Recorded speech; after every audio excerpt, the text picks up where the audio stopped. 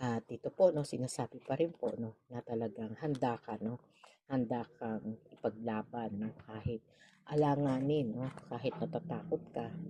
'no, kahit natatakot 'no, ipinagpapatuloy pa rin po ang damdamin 'no, na ang damdamin ay nananatili pong masaya 'no, masigla. Ikaw pa nga 'tong energy na kapag hindi kayo nagkikita, ikaw pa rin po yung gumagawa ng paraan 'no, para magkaroon kayo ng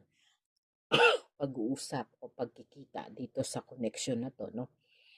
Sinasabi pa rin po dito 'no, na talagang nagiging handa ka po 'no, sa lahat ng,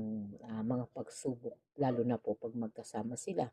o natataon na nagkikita kayo o nakikita mo siya 'no, talagang parang sinasaksak po 'no, yung puso mo ng halos sabay-sabay 'no, at andiyan na para ka ng binubuhusan ng malamig na tubig at mabilis po 'no, yung kabog ng dibdib 'no. At siyempre ito po yung energy 'no, na